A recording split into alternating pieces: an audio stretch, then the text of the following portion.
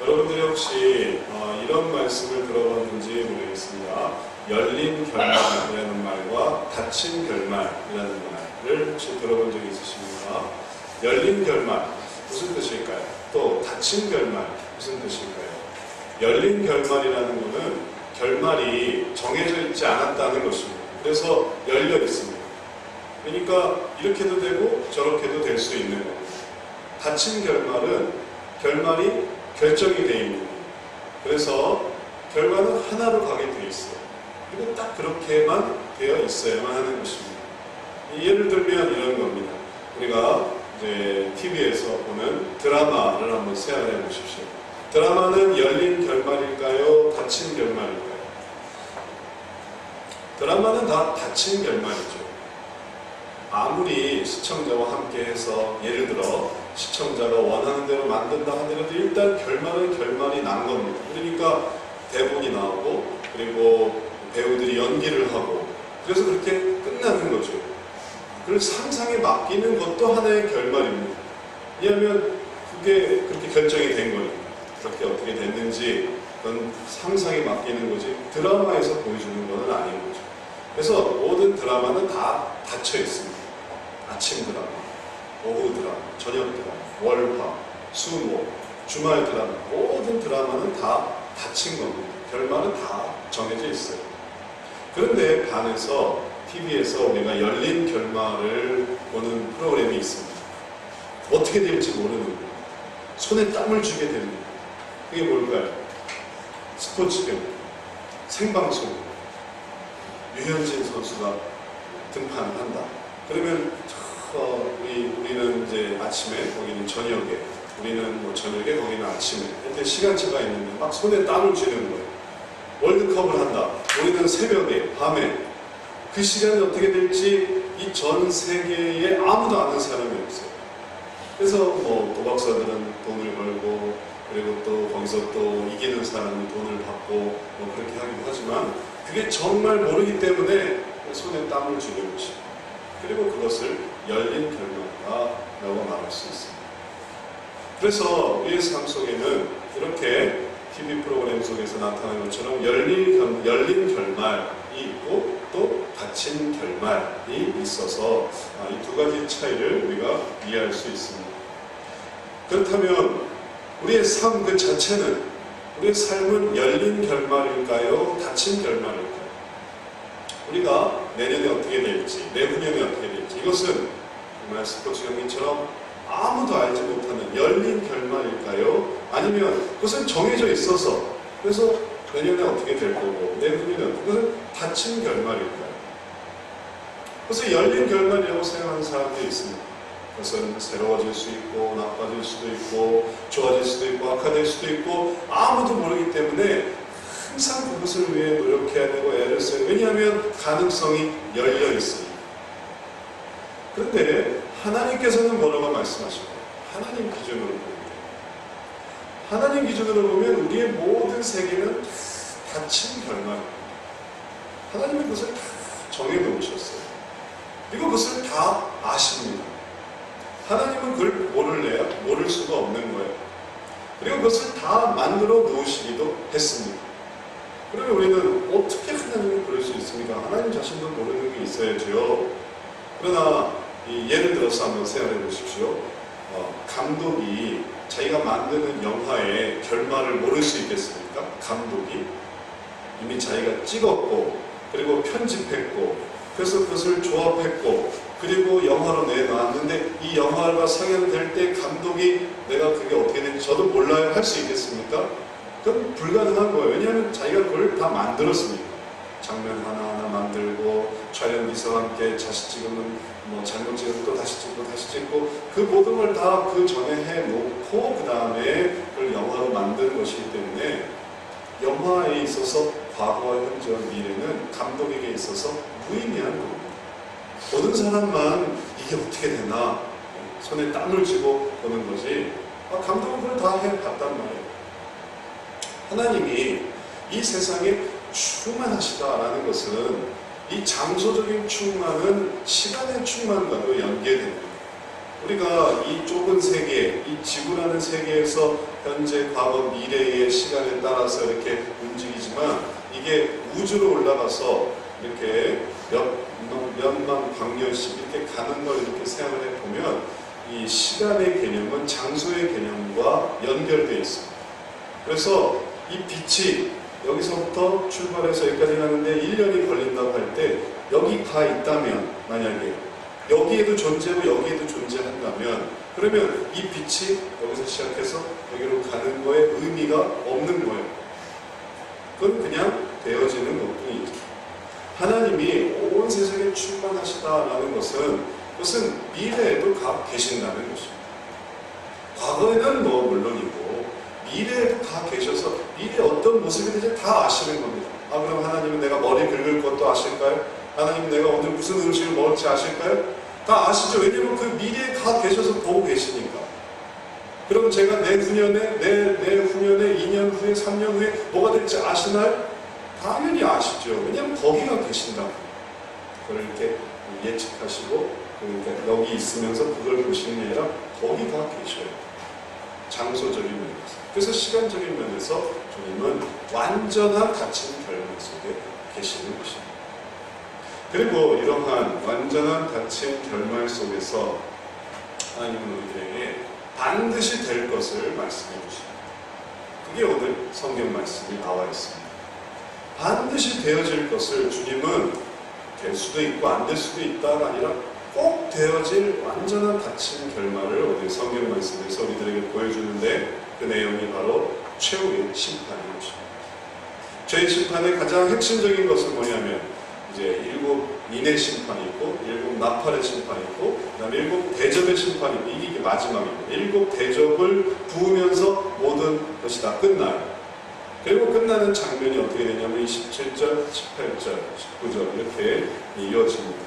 우리 17절부터 마지막 그 대접을 부었을 때 어떤 일이 일어나느냐, 이제 심판이 이루어지는데 한번 다 같이 한번 읽어봅시다. 17절부터 7째가 그 대접을 공기 가운데 쏟음에 큰 음성이 성전에서 보좌로부터 나서 가로되 되었다 하니, 번개와 음성들과 내성이 있고 또 큰 지진이 있어 어찌 큰지 사람이 땅에 있어 오므로 이같이 큰 지진이 없었더라. 이어서 큰 성이 세 갈래로 갈라지고 만국의 성들도 무너지니 큰 성 바벨론이 하나님 앞에 기억하신 바 되어 그의 맹렬한 진노의 포도주 잔을 받음에 각 성도 없어지고 산악도 간데 없더라. 이게 정말 마지막을 보여줍니다. 이 마지막 전에 있었던 그 선행되는 사건이 있었는데, 여러분이 기억하실지 모르겠습니다. 바로 예수님이 죽으실 때 지진이 있었다는 겁니다. 그러나 예수님이 죽으실 때의 그 지진은 이제 마지막 최후의 심판에서 나타나는 지진과 비교가 되지 않습니다. 이전에 한 번도 없었던 지진인 거예요. 이 지진 속에서 어떻게 되냐면 섬이 없어지고 산이 없어져요. 이 지진을 통해서 완전히 재편성되는, 흔들리는 정도가 아니고 이 새 땅, 그래서 이제 그 다음에 새 하늘과 새 땅으로 가는 겁니다. 새 산, 새 들, 새 바다가 아니라 그냥 하늘과 땅으로만, 산이 없어지는 겁니다. 모든 게 다 평탄해지는 새로운 재편성이 바로 7번째 대접을 쏟을 때, 그때 되었다. 주님도 이제 되었다. 이제 내가 끝냈다 하셨지 않았습니까?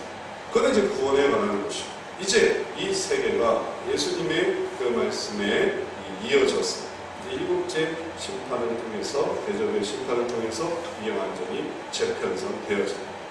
그리고 끝나는 거예요. 그리고 이제 심판이 시작이 되는 것입니다. 그러니 이 세계는 우리가 아는 것처럼 핵으로 무너지는 게 아닙니다. 핵으로 무너질 것 같지요? 핵으로 지구를 몇 번 할 수 있답니다. 그러나 핵으로 무너지는 게 아니에요. 핵은 산을 없앨 수가 없어요. 그냥 터뜨리기만 할 뿐이죠. 이 세계는 하나님이 새롭게 만드시는 것입니다. 하나님이 심판하시는 것입니다. 그래서 그런 심판이 하나님께서 우리들에게 주시는 닫힌 결말, 이게 있을 것이다. 그리고 내가 이것을 이루겠다. 그리고 주님은 거기 가서 보고 계십니다. 그게 이루어진 것을. 그리고 그것을 이 요한을 통해, 사도 요한을 통해 계시를 해 주시는 것이에요. 그러니 하나님 안에서 이게 얼마나 분명합니다. 얼마나 확실합니까? 될 수도 있고 안 될 수 있는 그런 문제가 아닌 것입니다. 자, 이러한 하나님의 완전한 닫힌 결말 속에서 우리들은 어떠한 삶을 살아가고 있냐면 우리 자신이 생각하는 열린 결말을 살아가고 있습니다. 그리고 하나님의 닫힌 결말이 여기, 그리고 우리 각자가 이걸 어떻게 받아들이느냐에 따라서 우리의 위치가 결정이 됩니다. 우리가 그리스도를 믿으면서도 이 닫힌 결말을 받아들이지 않고 야, 나는 열려있어. 이 세계는 더 부강할 거야. 2030년, 2100년, 2000 혹은 3000년, 4000년, 5000년 계속 될 거야. 우리의 세계는 열려있어. 나의 세계는 열려있어. 라고 말할 수도 있고, 그럼 그는 하나님의 닫힌 결말에 아주 멀리 가 있는 것이죠. 그러지 않고 이 세계가 닫혀 있구나. 이 세계 결말이 결정되어 있구나. 내가 그 결말을 따라가야 되겠구나 라고 한다면 그 하나님의 이 모든 세계관에 더 일치되어져 가는 것입니다. 그래서 우리의 인생은 어떻게 되냐면은 이게 우리의 생각과 관련 없이 우리가 뭐 어떤 위치에 있든지 하나님의 것이 바뀌지 않습니다. 태양이 움직이는데 우리가 영향을 미칠 수 있겠습니까? 우리가 태양에 가까이 있던 멀리 있던, 우리가 북반구에 있던 남반구에 있던, 우리가 적도에 있던 열대지방에 있던, 아니면 뭐 극지방에 있던, 그게 우리가 태양의 어떤 위치를 바꿀 수 없지 않습니까? 그와 같이 우리가 그 하나님의 이 계시와 하나님의 뜻으로부터 멀리 있어서 아주 춥고 배고프고 아주 힘들고 괴롭게 산다 하더라도 하나님의 뜻은 이루어질 것이고, 그리고 우리가 거기에 정말 나아가서 따뜻하고 온화하고 그런 거였구나 이해를 한다고 해서 또 뭐 달라지는 건 없습니다. 그냥 그렇게 사는 것뿐이에요. 다만 우리의 위치가 그렇게 결정이 된다는 것이죠. 그리고 하나님께서는 우리가 그 닫힌 결말로 더 나아오게 되는 것입니다. 하나님이 이렇게 되길 원하시겠습니까? 하나님의 결말은 결정되어 있는데 그걸 아니라고 말하고 또 새로운 세계가 펼쳐질 수 있다고 생각하고, 과학을 통해 이룰 수 있다고 생각하고, 기술의 발전을 통해 이룰 수 있다고 생각하고, 환경을 다시 한번 새롭게 하면 이게 가능성이 있는 세계라고 그렇게 말한다고 할 때 하나님께서 그것을 어떻게 생각하시겠습니까? 우리가 그것이 열려있다고 생각하는 것이 때로는 하나님 앞에서 정말 근심스러운 사람이 되고, 또 걱정하시는 자가 되고, 또 하나님의 뜻에 온전히 따르지 못하는 그런 입장에 있을 수 있습니다. 그래서 우리들은 하나님의 이 계획 속으로 들어가야만 합니다. 하나님의 이 결정된 세계 안으로 들어와야 합니다. 그리스도를 믿는 자들이 모두 다 그 세계는 정말 심판으로 나아가는구나로 들어가야만 합니다. 그럴 때 우리들 마음속에 어떤 괴로움이 있을 수 있겠습니다. 그러고 싶지 않아요. 왜 하나님이 결정하셨어요? 나는 결정하고 싶지 않아요. 나는 열려있고 싶은데, 나는 뭐든지 다 하고 싶은데, 근데 꼭 그것을 해야 한다니 나는 그건 답답하다. 나는 그렇게 어렵다. 그렇게 생각할 수 있습니다. 그러나 우리는 그것을 해야 되는데, 왜냐하면 우리가 그분의 자녀이기 때문에, 그분과 우리가 연결되어 있기 때문에 그런 것입니다. 어쨌든 우리가 그리스도를 믿고 구원받을 자라면 결국은 그분과 함께하는 그분의 백성들이기 때문에 우리가 이 일에 있어서 좀 희생하게 되고, 또 우리가 그것을 받아들여야만 하는, 굴복해야만 하는 그것을 어쩔 수 없는 것입니다. 가정의 경우에 우리가 이런 예를 쉽게 찾아볼 수 있습니다. 자녀들은 부모의 결정에 때로는 따라야만 하는 그런 예들이 있습니다. 부모가 이사를 간다면 함께 이사를 해야 되고, 또 부모가 집을 줄여서 좀 누추한 집으로 가게 된다면 어쩔 수 없이 같이 가야만 합니다. 또 잘 되면 또 감사하죠. 부모님이 큰 집으로 가게 됐다 하면은 자녀들도 같이 그 큰 집으로 가게 되고, 부모님이 더 영광을 얻는다 하면, 승리를 얻는다 하면 자녀들도 그것을 같이 누리게 되는 것입니다. 제가 이번 여름에 우리가 이제 가족 여행을 휴가를 가게 됐어요. 그래서 이제 가기로 하고 결정을 하는데, 처음에는 어디로 가려고 했냐면 제주도를 가기로 했어요. 그러니까 우리 제주도 가려고 한다. 그러니까 우리 예인이가 너무 기뻐하는 거예요. 몇 년 만에 제주도를 알아보고 제주도. 근데 제주도에 숙박도 좀 문제가 있었고 비행기 값이 비싸요. 옛날에 제주도 갔을 때는 마일리지가 있어서 마일리지 하니까 싸더라고요. 몇 사람만 하면 돼요. 이제는 마일리지가 없어서 돈 다 주고 가야 되는 거예요. 근데 갈 때 10만 원, 올 때 10만 원. 그리고 또 안전한 걸 또 원하는 거예요. 안전하게 가자. 저가 항공 마일. 그 이제 10만 원 들더라고요. 갈 때 10만 원, 올 때 10만 원. 한 사람은 20만 원. 20만 원인데 4명이 드는 거예요. 지니까지도 이게 돈을 다 내더라고요. 그냥 한 좌석을 다 차지한대요. 그러니 이게 얼마예요 벌써? 80만 원이 되는 거예요. 안 되겠다. 그러니까 예인이 좌절했어요. 제주도 날라갔어요. 그럼 어떡해? 거기서 조금 더 가까운 데로 가자. 제주도를 가기로 했으니까 조금 더 가까운 데가 부산인 거야. 부산 우리 안 가봤다. 해운대 가자. 그랬더니 또 예인이가 기차 타고 가자는 거야. 기차를 알아보자. 기차를 알아보더니 기차도 비싸요. 그래서 기차를 타고 가면 KTX를 타고 또 재밌게 갈 수 있으려 생각했는데 또 못 가게 되니까 또 좌절. 또 좌절됐어요. 그래서 결국 어떻게 됐냐면은 교회차를 타고 간 거야. 그래서 교회차를 타고 아빠가 운전을 갈 테니 그게 제일 저렴하다 우리가. 그래가지고 이제 가게 된 거예요. 하여튼 몇 번의 좌절과 다시 또 소망과 좌절과 소망 해서 이제 하니까 그나마 이걸 이제 예인이가 잘 받아들여서 맛집 찾아내더라고요.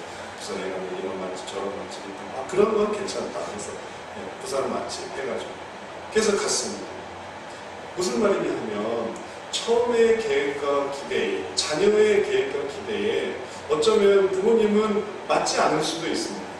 그러나 자녀이기 때문에 어쩔 수 없이 거기에 맞추게 되는 거예요. 제주도인가? 아니, 부산. KTX인가? 아니, 스타렉스. 스타렉스에서도 또 그런 어려움들을 감당하게 되는 그런 일들이 맞추게 되는 것은 이것은 자녀이기 때문에 그런 것이죠. 하나님은 우리 아버지 때이기 때문에 그런 것이죠. 바로 이러한 심판에 대해서 얘기를 하면 우리가 정말 자녀로서 하나님이 이게 만들어 놓으신 이게 다 하나님의 뜻인데 그 속에서 악인에 대한 심판도 있고 의인에 대한 상급도 있고 다 그게 중요한 겁니다. 그런데 어떤 사람들은 여기에 대해서 거부감을 나타내요. 어떤 사람들은 하나님 왜 심판하십니까? 이 세계를 하나님 만든 세계를 왜 심판하십니까? 심판하시는 하나님은 너무 잔인합니다. 심판하시는 하나님은 너무나 사랑이 없으신 겁니다. 그냥 내버려 두세요. 계속 둘 수 있게. 그래서 계속 이 세계에서 누릴 수 있게 해주십시오.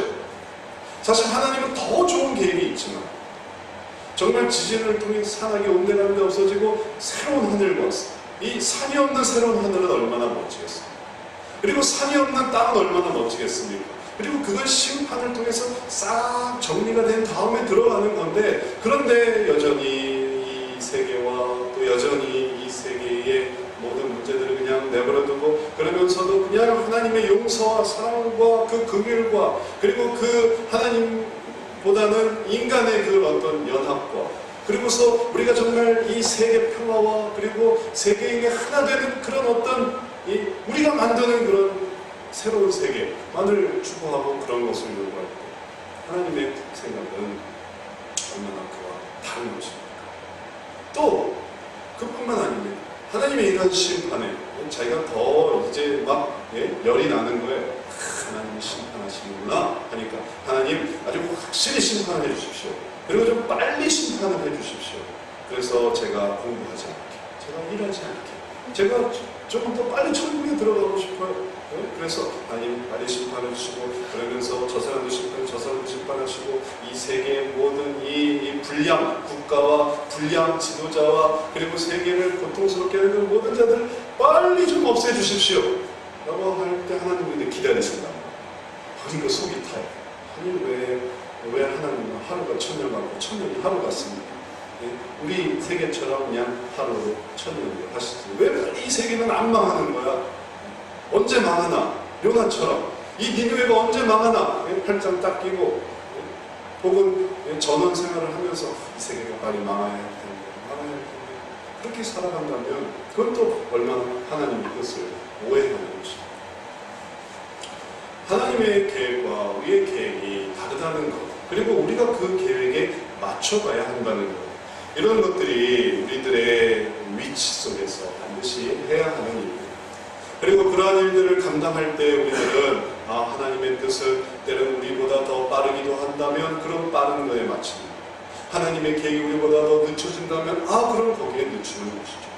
죄의 심판이 있으나 이 죄의 심판이 정말 한 사람이라도 더 구원하시려는 그분의 사랑과 은혜에 따라 늦춰진다면 그럼 받아들여야 되고, 그렇기 때문에 우리들은 그냥 아무것도 안 하고 손 놓고 살아서는 안 되는 겁니다.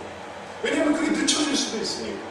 그렇다고 그것이 빨라진다고 할 때 그럼 빨라지지 마시고, 제가 지금 뭐 해야 될 일이 있으니까 제가 또 시집도 가야 되고 장가도 가야 되고 또 집도 사야 되고 또 넓혀야 되고 또 뭐도 해야 되고 뭐도 해야 되니까 주님 심판하지 마십시오 라고 할 수도 없는 거고, 그 빠르기와 그 느림에 우리는 맞춰갈 때 그때 하나님의 일들을 감당할 수 있고 나아갈 수 있습니다.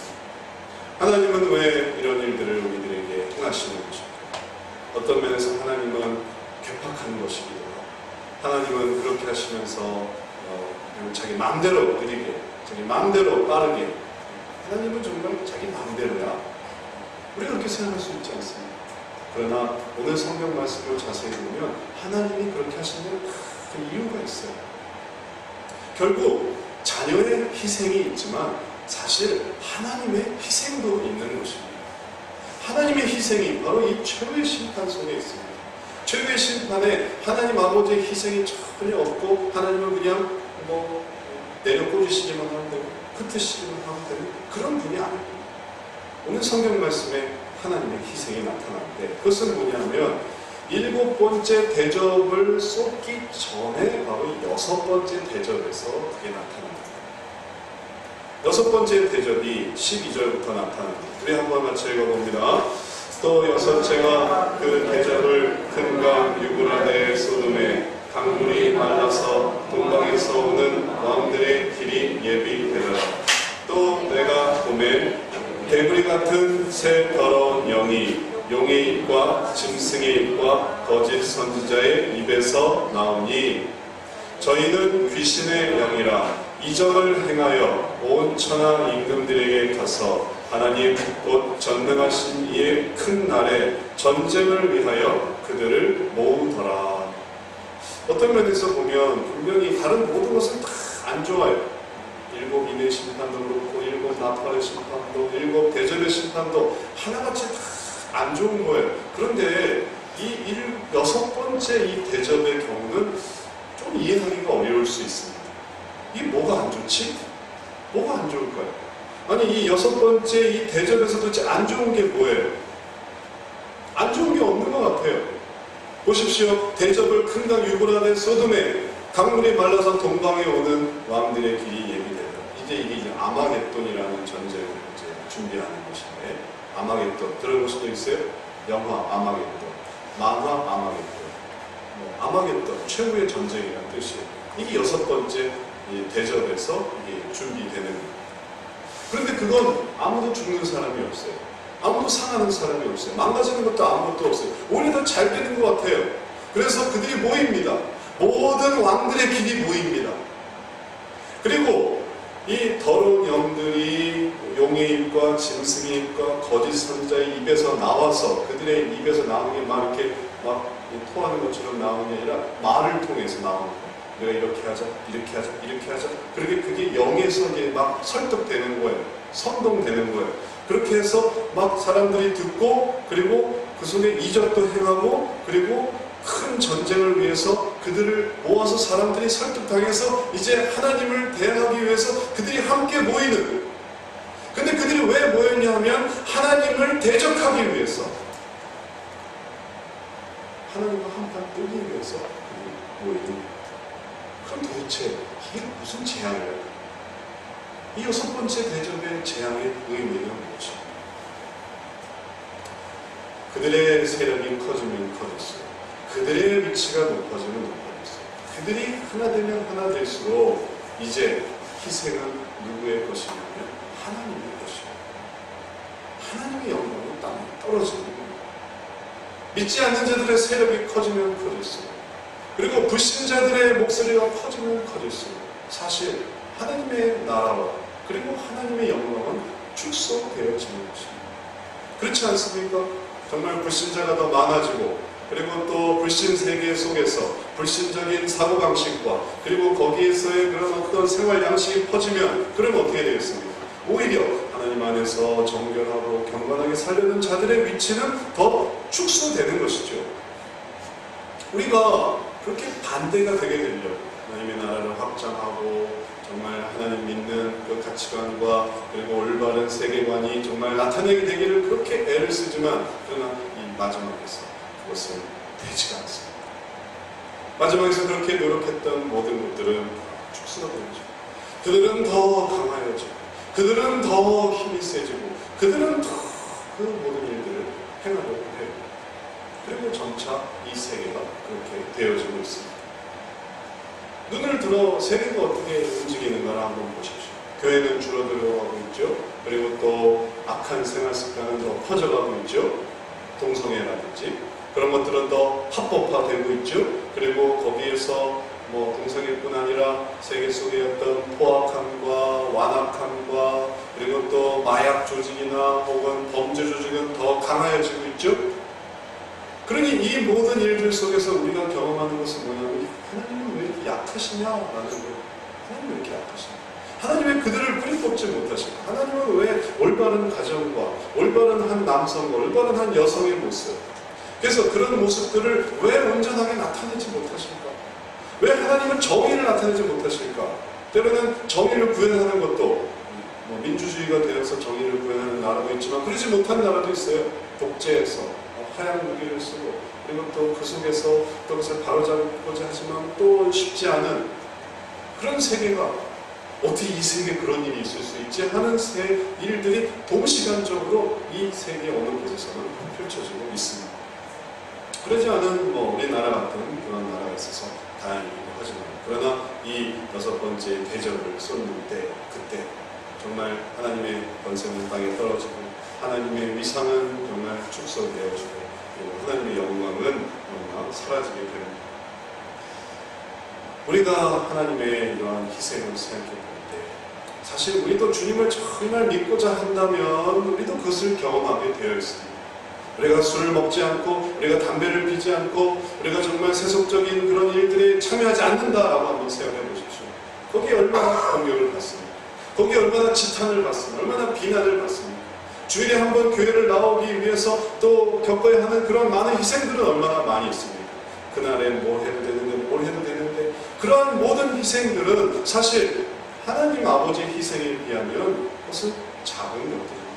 하나님은 그 크신 하나님이, 그 영광스러운 하나님이, 그 놀라우신 하나님이 바로 이러한 인간의 모습 속에 인간의 위상과 인간의 능력과 인간의 세력과 권세에 의해서 정말 괴로워하고 계시는 것입니다. 그렇다면 왜 하나님은 이러한 희생을 감당하실까요? 왜 이걸 참으실까요? 왜 이걸 내버려 두실까요? 자, 예수 그리스도의 세계로 한번 다시 가봅시다. 왜 예수님은 왜 못 박혀 죽으셨을까요? 왜 그들을 물리치지 않으셨을까요? 그래서 옆에 있는 죄수도 말하지 않습니까? 예수님, 당신은 할 수 있지 않습니까? 당신이 이제 이 십자가에서 내려오십시오. 이 십자가에서 내려가셔서 당신도 구하시고 우리도 구하십시오. 근데 왜 예수님은 그걸 감당하셨어요? 왜 예수님은 12명도 더 되는 천사를 보내서 자기를 어거하고 자기를 메어서 그래서 십자가에 못 박고자 하는 군병들을 왜 떨쳐버리지 않으셨습니까? 주님의 목적은 그들의 구원이 있으셨어요. 그래서 그 모든 것을 감당하고 참으시고 인내하셨던 것입니다. 그래서 죽으셨어요. 구원하시기 위해서. 이제 동일하게 최고의 심판에 하나님이 하시는 것은 이 모든 것을 참으시고 그들이 모일 수 있으면 모이고 그들이 바벨탑을 쌓을 수 있으면 쌓고 그래서 그들이 세계 속에서 정말로 강해지고 싶으면 강해질 수 있게 하십니다. 무엇을 위해서? 심판을 위해서.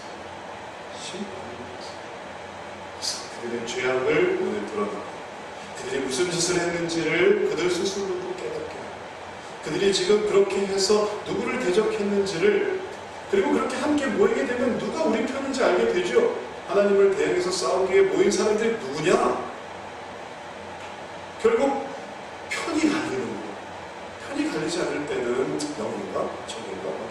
하다가 우리가 하나님을 대응하기 위해서 한번 모이려고 하는데 한번 모일래? 하고 모이는 거예요. 그리고 모인 사람들이 누구인가 생각해 보십시오. 그리고 그들을 볼 때 이제 하나님께서 그들에 대한 심판을 맡아내시는 것입니다. 그리고 그게 정당한 거예요. 그게 공의로운 겁니다. 그들의 죄악에 대한 온전한 증거가 필요했고 그들 자신이 깨달을 수 있는 그 악함이 필요했는데 모인 자들이 다 그런 자들이 모여있는 거예요. 그래서 주님은 희생하십니다. 그리고 그 모든 것들을 일곱째 대접으로 심판하시는 거죠. 깨끗하게 그들이 다 모여있습니다. 이제 이것이 하나님의 희생이에요. 이게 하나님의 심판의 의미인데 우리는 어떻게 살아야 되겠습니까? 이 세대에서 우리들이 살아가야 되는 방향은 무엇입니까? 우리들이 그 가운데 들어가서 그들의 머리가 되고 우리가 되잖아요. 그들의 리더가 되고 그들을 지배하고 그들을 통제해서 그래서 그들에게 찬양을 받는다? 그게 가능한 일이겠습니까?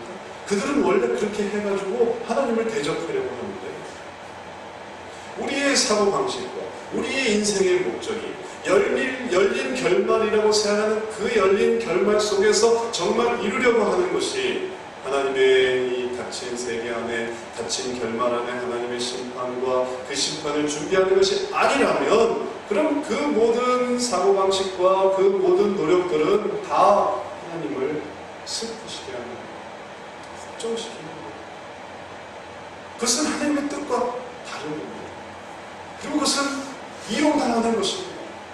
열심히 해서 또 노력하고 또 애를 쓰고 애를 썼지만 결국 되어지는 것은 그들 중에 하나가 되는 것이에요. 그럼 우리는 어떻게 살아야 되겠습니까? 그럼 아무것도 하지 말고 살아야 됩니까? 그럼 우리는 승진도 하지 말고 그럼 우리는 돈도 벌지 말고 공부도 하지 말고 그럼 우리는 집안에서 앉아서 언제 죽을까? 언제 심판이 올까만 기다리라는 겁니까? 사도 베드로는 우리가 그 심판을 바라보면서 어떤 삶을 살아야 될지를 우리에게 보여줍니다. 그게 중요한 것입니다. 하나님이 보여주시는 세계, 그 세계에 맞는 삶이 있어요.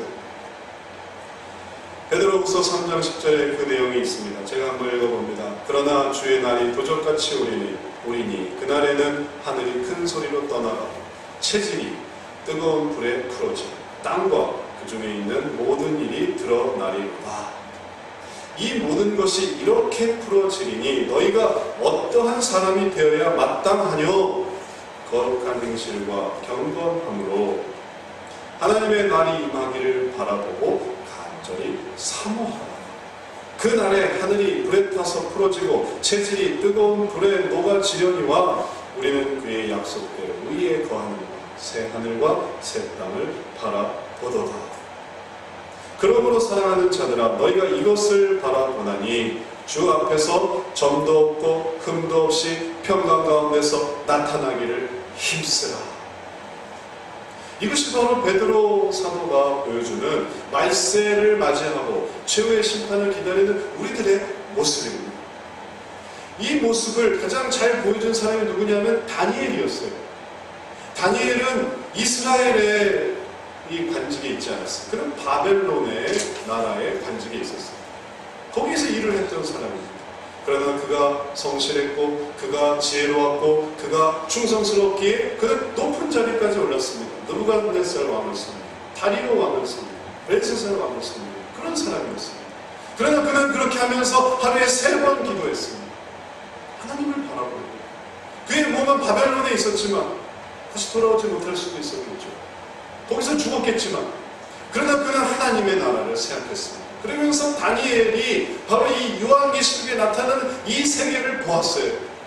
다니엘도 요한계시록에 나타나는 이 새로운 세계, 세계의 종말을 또 동일하게 보고 있습니다. 그래서 요한계시록 해석할 때 꼭 다니엘서를 같이 봐요. 이 모든 일들이 바로 우리들에게 보여주고 있는 것입니다. 그래서 우리가 해야 될 것을 하지 말라는 게 아닙니다. 해야 될 것을 해야 돼요. 공부할 사람은 공부해야 됩니다. 또 시험 볼 사람은 시험 봐야 돼요. 또 결혼할 사람은 결혼해야 되고 그리고 또 일할 사람은 일해야 되고 집을 준비해야 될 사람은 준비해야 되고 자녀를 키울 사람은 해야 되는데 바라보는 것은 열린 결말이 아니라 닫힌 결말. 그 닫힌 결말, 죄의 심판을 바라보면서 할 때 우리가 하게 되는 것, 성경이 우리들에게 보여주는 건 뭐냐면 거룩한 행실과 경건함으로 하나님의 날이 임하기를 바라보고 간절히 사모하라. 얘들아, 우리가 하나님의 날이 임하기를 사모하자. 이 세계에서 아주 정말 위대하고 유명하고 그리고 아주 훌륭한 사람이 되자라는 것도 물론 좋겠지만 정말 이 최후의 심판에 살아가는 우리는 하나님의 날이 임하기를 바라보자. 또 그것을 우리가 사모하는 것이죠. 하나님의 날이 임하기를 언제나 하나님의 날이 임하기를. 그렇기 때문에 우리는 재난의 소문과 난리의 소문과 혹은 인간성의 상실과 정말 황당무계한 일들, 요즘 사건들이 얼마나 극악 무치한지 모르겠어요. 예전의 사건 사고와 이 수준을 달리해요. 바로 우리나라에서, 인천에서, 부산에서, 또 수원에서 일어난 사건들. 그럴 때 우리들의 마음속에 도대체 이 세계가 어떻게 되려고 철면을 저버리고 인륜을 저버리고 어떻게 지나가는 사람을 이렇게 하고 어떻게 이룰 수 있을까? 남들이 들으면 진짜 우리나라는 살기 어려운 나라일 수 있을 거예요. 그런 어떤 확률이나 사건들 보면. 왜냐하면 다른 나라 가서 그런 얘기 들으면 딱 그렇게 느끼고 그런 이야기들 들고. 근데 우리가 그런 세계에 살고 있습니다. 그럼 우리는 이 속에서, 세계 속에서 그렇다고 두려워해야 되겠습니까? 아무 데도 가지 말아야지. 나는 내 집에서만 살아야지. 그렇게 살 수 있겠습니까? 하나님의 나를 임하고 사는 거죠. 특히 이 세계를 살아가는 우리들의 하나님의 자녀의 모습입니다. 그러면서 주 앞에서 점도 없이고 흠도 없이 평강 가운데 나타나는 힘쓰입니다. 내게 점이 있나? 내게 흠이 있나? 하나님 보시기 내게 문제가 있나? 내가 하나님의 평강 안에 들어가야지. 내가 두려움이 아니라 담대함으로 나가야지. 미움이 아니라 사랑으로 나가야지. 또 절망이 아니라 또 소망으로 나가야지. 그리고 그럴 때 내가 뭐 부족한 것이 있나? 하나님 안에서 하나님이 나를 바라보면서 그럴 때 우리의 삶은 정말 하나님이 기뻐하시는 삶이 되는 것입니다. 그 하나님의 그 자녀예요. 얘기를 해보면 딱 알아요. 이 세계를 어떻게 바라보고 있는지. 아직도 열려있는 세계로 보는지 아니면 닫혀있는 세계로 보는지. 그리고 우리가 계속 닫혀있는 세계로 보면서 우리의 일을 행할 때 그러면 하나님은 또 다 알아서 축복해 주십니다. 우리가 뭐가 되기를 기도해도 되지만 또 저덕하면 기도하게 되죠. 그런데 그 이상으로 하나님은 우리가 그날을 바라면서 살아갈 때 이런 것들을 얘기해 주십니다. 하나님이 그 놀라운 일을 얘기하시고 지금 우리에게 필요한 것을 공급하시지 않으시겠습니다. 그 아까 말씀드렸던 그 부산 여행이 이제 일단 결론은 잘 보내는 것을 했지만 사실은 한번 고비가 있었어요. 그 고비가 언제 시작이 됐는가 하면 이제 봉고차를 타고 이제 부산으로 가던 그 5시간에 일어났습니다. 예인이는 우리 큰딸 나름 그 시간을 자기의 어떤 기쁨의 시간으로 이제 보내기 위해서 이어폰을 꺼내들었어요. 음악을 잔뜩 준비해왔어요. 제가 좋아하는 음악. 그러니까 이 5시간 동안 나는 내가 듣고 싶은 음악을 다 들어야 되겠다. 하여튼 사춘기. 나도 왜 나는 이문세 노래를 들었나. 하여튼 요즘 애들은 하여튼 뭐 이름도 알 수 없는 그런 팀 이름을 이제 외우고 그리고 노래를 듣고 그 노래 다 들어야 되겠다는 거. 근데 처음은 봐줬어요. 근데 한 2-3시간 큰 말도 없이 그냥 선글라스 끼고 이어폰 하고 혼자서 가족 여행인데 엄마 아빠 지인이랑 이런 얘기도 하는데 혼자서 그냥 이 자기만의 세계에 빠져 있어서 제가 부담돼서 이어폰 빼 그랬어요. 그래서 그걸 뺏었어요. 즐거워하는 걸 뺏었어요. 그러니까 이제 예인이가 뿔이 나기 시작했어요. 내가 즐거워하는 걸 뺏었다 이거예요. 내 음악 듣고 싶은데 그걸 뺏었다 이거예요. 그랬더니 그렇게 하고 있다가 휴게소를 들렸는데 휴게소에서 툴툴툴툴 되기 시작했어요. 툴툴툴. 그걸 꼭 참았어요. 되게 툴툴거리네. 툴툴 참았어요. 근데 이제 부산에 거의 다 와서 들어가니까 또 차가 막히더라고요. 차가 막히고 막 가다가 울컹울컹 하다가 한번 차가 이렇게 급하게 섰습니다. 급하게 쓰면서 물건이 떨어졌어요. 그런데 얘기가 나쁜 마음 하는 아주 무례한 마음. 그래서 탁 나왔어요. 그리고 나서 폭발을 했어요. 엄마 아빠가 폭발을 했어요. 그래서 이번 여행 취소하자. 얘는 그냥 기차로 올려보내자. 이래가지고 이게 무슨 여행이 되겠냐. 하여튼 별 말이 다 오갔어요. 마음이 안 좋았죠. 그렇게 얘기하면서 이게 뭐니? 이렇게 되는 거예요. 근데 하여튼 그러다가 일단 방에 들어가자. 기차로 올려보내려 하더라도 오늘 여행이 끝난다 하더라도 일단 호텔에 왔으니까 방에 들어갔어요. 그래서 방에 들어갔어요. 아무 말이 없어요. 다들 아무 말이 없어요. 지인이도 분위기를 알고서 아무 말이 없어요. 그러다가 제가 우리 기도하자 했어요. 기도하자. 다시 기도하자. 우리가 왜 이렇게 됐느냐? 우리가 가족여행 와서 왜 이런 파탄에 이르게 됐느냐? 봤더니 다 원하는 게 있었던 거예요. 원하는 게. 물론 예인이도 원하는 게 있어요. 아빠도 원하는 게 있어요. 엄마도 원하는 게 있어요. 얘는 이래야 된다. 쟤는 저래야 된다. 또 우리 딸은 나는 이래야 된다. 아무 생각이 없는 건 지인이밖에 없어요. 지인이는 아무 생각이 없어요. 그냥 좋은 거예요. 왜? 그러니까 이제 생각이 있는 사람들이 갈등을 빚었다. 그래서 우리가 손을 잡고 기도를 했어요. 우리가 욕심내지 말자. 주신 것을 감사하게 누리자. 그리고 기도를 마치고 그 다음에 다음 계획을 하니까 그 다음에 예인이가 태도가 달라졌어요. 저도 태도가 달라졌죠. 또 사모도 태도가 달라졌죠. 지인이는 별 반응이 없었지만 그래서 나머지 여행을 잘 할 수 있었어요. 이리 가자면 이리 가고 저리 가자면 저리 가자 하고 알아보자 하면 알아보고 그래서 이제 그 맛집도 의미 있게 돌아다닌 거예요. 맛집을 가려니까 저도 귀찮더라고요.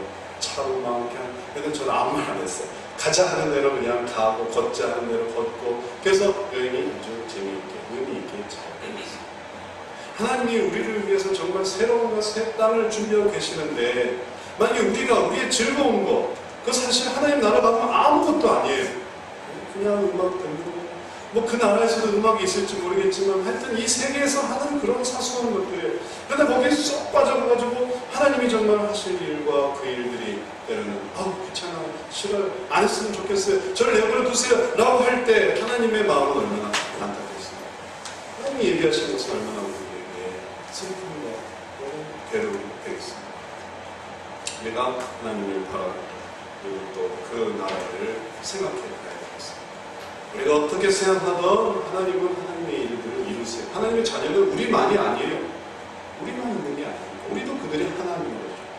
그래서 결국 하나님은 또 창세로부터 필요한 자들을 위해서 또 미래의 사람들을 위해서 그 계획을 이루십니다. 다만 우리는 거기에 연합합니다. 이 최후의 심판, 우리 그리스도인의 희생이 무엇인지 주님께로 나아가는 여러분 되시기를 축원합니다. 그래서 그 날이 바라볼수록 우리는 더 기쁘고 그 날이 바라볼수록 우리는 더 사모하고 그 날을 바라볼수록 우리는 더 소망이 되십니다. 하루하루 한 해 한 해 정말 하나님이 가까워 깨닫게 되는 그런 마음으로 살아가는 저 여러분 되시기를 축원합니다. 기도하겠습니다. 사랑하는 하나님, 우리들의 삶 속에 하나님이 보여주시는 그 결말을 생각합니다. 그 결말 속에 하나님의 크신 계획과 주님이 감당하시는 여러 가지 또 희생들을 생각해봅니다. 우리를 위해 예비하시는 그것을 거부합니다. 또 외면합니다. 또 때로는 우리 자신의 것들에 너무 몰입해서 살아가는 자들이 아닌 하나님의 일들을 생각해보게 해 주옵소서. 이제 그것을 따르기 위해서 다시 한번 정도 없이 흠도 없이 하나님의 나라 다가오기를 소망하고 그날을 준비하는 저희들 되게 해주십시오. 그 속에서 여전히 또 지혜롭고 여전히 슬기롭고 여전히 봉사하고 충성하고 노력하는 한 사람 한 사람 되어서 하나님 나라에 이르렀을 때 그 재능과 달란트와 모든 시간과 하나님의 은사가 귀히 사용됐음을 보고 영광 돌릴 수 있도록 은혜 더하여 주옵소서. 지금도 우리들에게 그렇게 얘기하시니 감사드립니다. 이 연말도 그렇게 예비되어져 있음을 감사드립니다. 그것을 바라보며 나아갈 때 승리케 하시고 또 끝까지 주님 따라가게 하여 주옵소서. 예수 그리스도 이름으로 기도드렸사옵나다. 아멘.